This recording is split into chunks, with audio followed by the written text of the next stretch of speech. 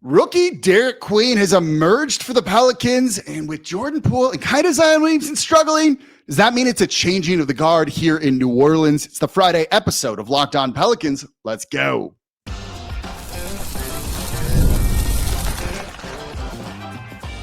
You are Locked On Pelicans, your daily New Orleans Pelicans podcast, part of the Locked On Podcast Network, your team every day. Welcome to another edition of Locked On Pelicans, the daily podcast covering everything you want to know about the New Orleans Pelicans and the NBA, part of the Locked On Podcast Network, your team every day. I'm your host, Jake Madison, at NOLA Jake on Twitter here. I'm joined by Dylan Sanders from Pelicans Roundtable, as he's been joining me on Fridays here. Dylan, what's going on, man? Finally having some fun. There's 2 wins in a row. It feels good. The vibes are up. There's things to celebrate. We can talk about the good future, like positivity. It was needed. I'm a positive person, and so I'm a very positive person. I think, as my hurts, audience knows, and it hurts to have been so negative for so long. But I mean, again, warranted. But it feels great to be good and positive and happy again. I agree. It's just nice to have these moments in a long season, and that's going to kind of lead into one of the big things that I want to talk about today here in a minute, and that is, are things though actually different, right? Cool. This is nice for a moment, but like, has the bleeding stopped? Does the trajectory feel different with the emergence of Derik Queen, who's put together 2 back-to-back games, particularly in the fourth quarter, essentially won them for New Orleans? We're going to talk about that. We'll get into Jordan Poole's struggles, Zion Williamson, Trey Murphy, basically everything with this team in today's episode of Locked On Pelicans. Today's episode is brought to you by FanDuel. Right now, new customers can bet just $5. And if your bet wins, you're going to get $300 in bonus bets to use across the app. Head to FanDuel.com to get started. And of course, thank you for making Locked On Pelicans your first listen today and every day. We are here Monday through Friday, the #1 Pelicans podcast covering everything you want to know. So please subscribe wherever you get your podcasts. Join us on YouTube as well and the Gulf Coast Sports and Entertainment Network. Become an everydayer means you listen Monday through Friday. If you're an everydayer, let me know in the comments down below. All right, Dylan, you mentioned it. We're kind of happy right now. When you were on last week, it was like, it's time to fire Willie Green. It's time for big changes. This team does not look good. 2 wins in a row will kind of do that. But I threw this out there on the show yesterday. You beat the Charlotte Hornets, who started 3 rookies, I think, played 4 rookies, significant minutes, and you beat a really bad Dallas Mavericks team. I would not say that these are the most confidence-inspiring wins from where we were a week ago. How different do you think things actually are with this team right now? I guess the short answer is probably not much, but I think you start to see more avenues for the future open up around Derik Queen, because nothing changes. You're 2-6. You beat 2 teams that don't look great. The Mavericks look horrendous, horrible. They couldn't score 100 points on the Pelicans. I think that's as bad of a sign as you can get. But you see the Derik Queen of it all, I think, is where it all gives. Like, this is a guy. Willie Green called him an offensive hub. That is a great compliment to pay a 20-year-old and someone that sees the game as well he does. You see teams like the Rockets, the Kings, and dare I say the Nuggets, with these modern bigs that can move the ball around and you can build around, you can build an offense around them. And to have that option after years of having a star player that's either not playing or, the stuff around him is not really working, it's great to see someone in a sign and someone that fans even can now, after 2 games, be like, yeah, let's build around this guy. Let's tear it all down and build it back up in the image of Derik Queen. Yeah, look, it makes you feel a little bit better about the future. And I said this yesterday, that when you get wins like this and you see the vision and the type of player that Derik Queen can become, you go from feeling like, oh, New Orleans is going to be trash for years and there's nothing they can do to undo the mistake of the trade on draft night. And look, it's still a bad trade, but you've got to kind of separate that from Derik Queen, the player. You can see a way out of this. You can see a vision for the future. And it's something that I've repeatedly said on the show. And that's, look, you just don't have your pick next year. But after that, you own all your future picks. It's not like the future of this franchise has been destroyed. You might need to trust the front office and management to get them there. And maybe you don't. That's a discussion for maybe later in the show, but at least you can kind of see the vision, see the future with Derik Queen. And I think that's a really important thing. I also think it's, oh, sorry, go ahead. I was going to say one thing I wanted to mention with the trade, because I do think that this is, and we've talked about it, but we've talked about it before on me and you doing this together. It's not fair to him, but what I love from Derik Queen is that this is the peak of the star player. We've seen like the interviews, we've seen the attitude. He's not shying away from the trade. That's a good point. It is very easy for a player to be like, that is a management decision. I'm not going to talk about it. I'm going to talk about my thing on the court. He has said multiple times in multiple interviews, I'm not here to prove them right. I'm going to show them why they did that. It was the smart move in the moment. They know that, and y'all are going to see why they did that. And I think that is a great sign of someone to build around. A great, confident young player is great to see for this team. Yeah, you've got to have that confidence and thick skin at the NBA level. Otherwise, it can tear you apart. And the second you lose some of that confidence, things can kind of go wrong. You mentioned Willie Green talking about him as an offensive hub, and I wanted to get into some of the numbers with him here. While I think Queen has played well, particularly in the 2 fourth quarters, it is a very small sample size. And I don't think his offense has been like tremendous in terms of the team. When I went to go pull the impact numbers, the on-off stats, essentially, expecting, by the way, Jose Alvarado to be like by far number one in terms of like they're significantly better with Jose Alvarado on the court than off. He's actually number 2, and Derik Queen was number 1, which actually surprised me by a decent bit because Derik Queen's kind of running away with this. They're essentially 19 points per 100 possessions better with Derik Queen on than off. For Jose Alvarado, it's 12 points per 100 possessions. That's a significant jump. But it's mainly on the defensive side is where you're seeing Derik Queen's impact. The offense isn't actually that much better than just average with him out there on the court.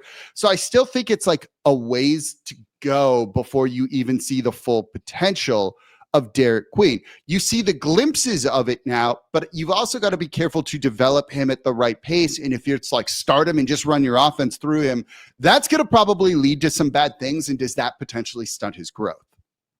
Yeah, I completely agree with you. And I think that the defensive part of it is like a shocker.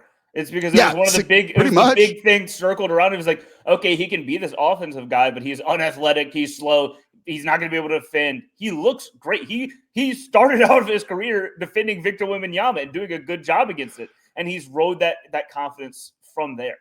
Yeah, one, you've seen him grab key defensive rebounds, so terminating possessions for the opponent. This is a team that has been one of the worst rebounding teams out there in the league. So that's huge, right? Defensive rebounding is defense. I think people forget about that.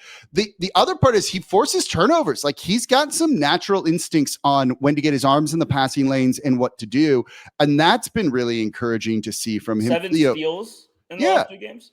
They're averaging like basically like the turnover percentage just skyrockets for opponents when Derik Queen's on the court, but also he's contesting shots too. And he might not be a natural shot blocker, but are you forcing misses? Teams are shooting 8% worse in terms of field goal percentage. So that's counting for threes and free throws and all that. With Derik Queen on the court, then off the court for New Orleans, he's just forcing misses. And if you combine that with better defensive rebounding, that leads to good things when it comes to a defense, and that means easy offense for New Orleans too. So I love to see this from him. I have per cleaning the glass, which is that's what I'm using here. Oh yeah, that's a good. I'm looking at his steal rates compared to other bigs, and the names that he's next to are Yusuf Nurkic, Josh Minott, Nikola Jokic, Jared Vanderbilt, Jarrett Allen, Zion Williamson. Those are great people to be with. In terms of like steals and for like you mentioned, forcing turnovers, it's great to see. Yeah. So like, let's get into this kind of coming up next, right? He's emerged. We've already felt very good about Jeremiah Fears and like what he's going to look like. And you can see 2 cornerstone pieces around with the struggles of someone like Jordan Poole, Zion Williamson, not quite looking like himself. Does that mean maybe they need to kind of pivot directions here? Let's talk about that coming up here next in today's episode of Locked On Pelicans.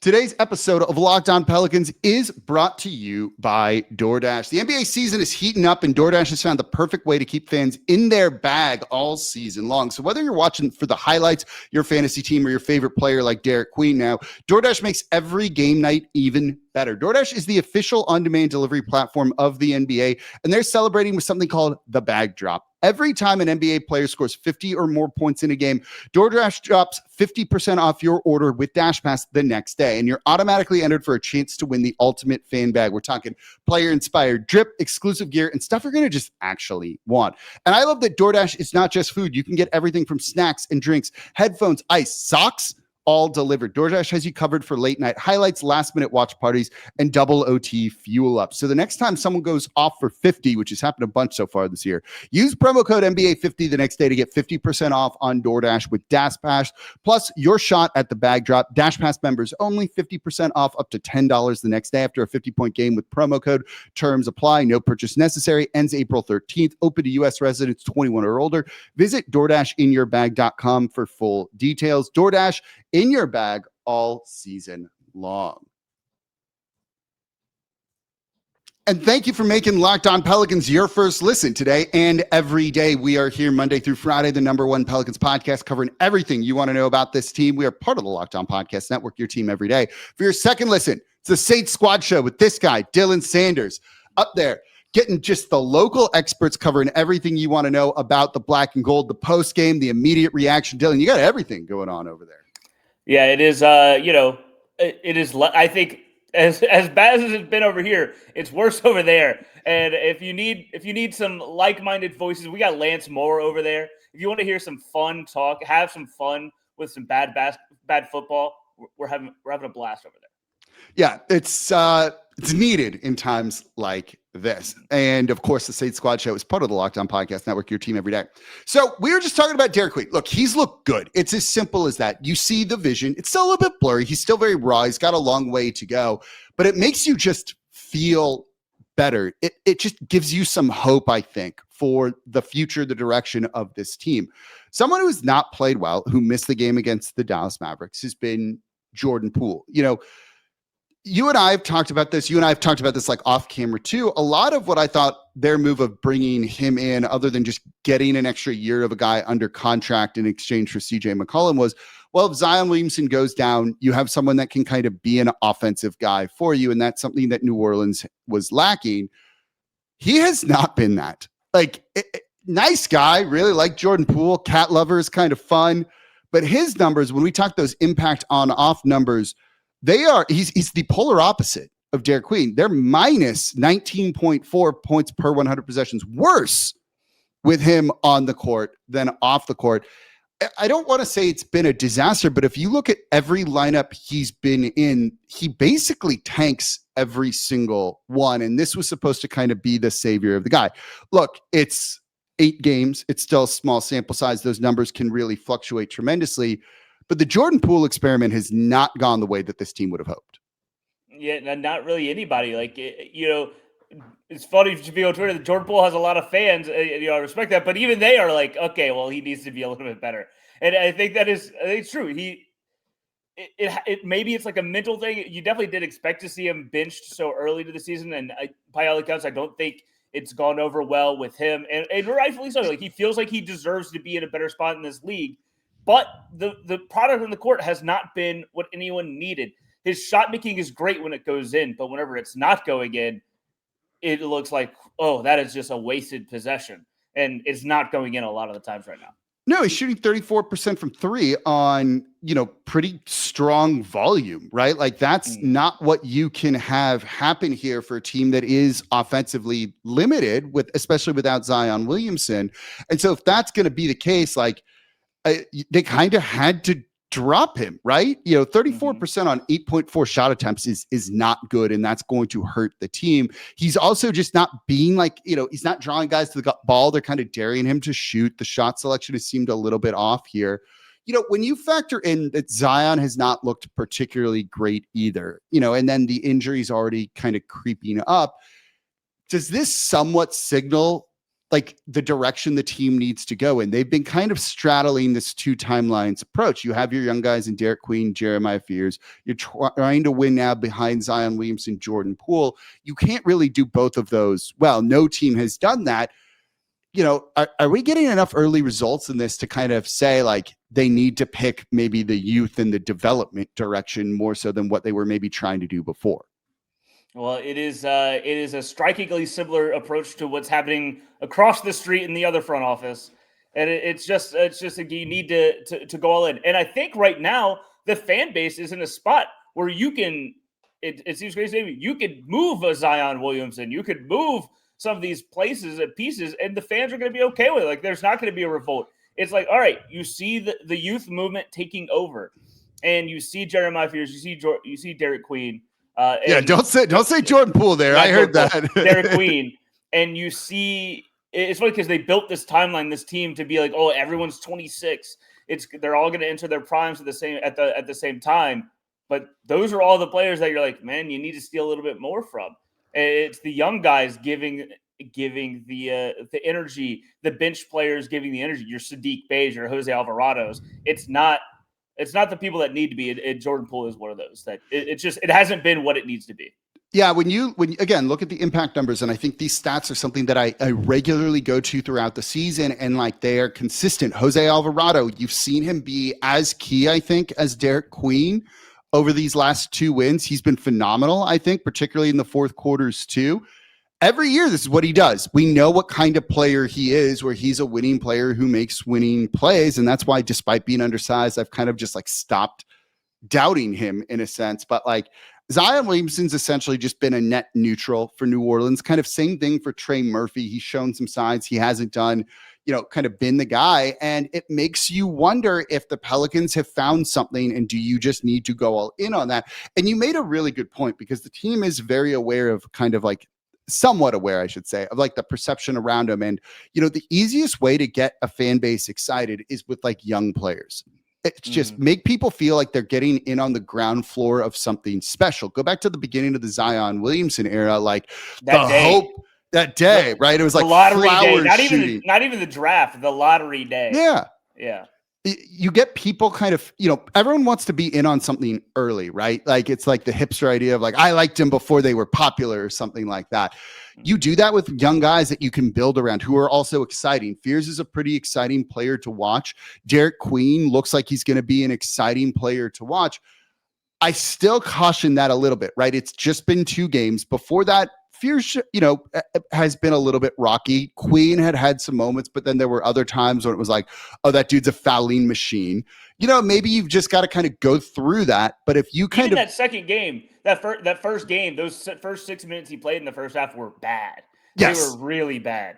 And so it was great to see him get that chance and then really ride the hot hand the rest of the way. But these guys are rookies. It's fun to talk about. But you see on the court, they're raw. They make a lot of mistakes, and that's fine. But it's less fun whenever there's competing timelines. You don't want to give all these minutes. Yeah. Well, that's the thing, right? Like that's where I think eventually this team is going to need to decide what they do. I've been like screaming this. The everydayers are probably sick of hearing from it, but you see why. When you see Queen playing like this, and you had Willie Green, who basically didn't play him against the Thunder at all. Right. They were down 30 the majority of the game, and Queen only got the final 7 minutes. And Willie Green was like, yeah, there's not really enough minutes for him. And it's like, because they're trying to win, and rookies don't tend to contribute to winning. So how do you manage these 2 timelines that do kind of conflict with one another? And I think if you want the fan base to feel optimistic again, or that the Pelicans can get this right, because the future isn't like dead and buried when everyone's like they mortgaged the future for Derik Queen. No, they haven't. They mortgaged a year. They refinanced their home a little bit, but it's not like all of a sudden like you're completely underwater here.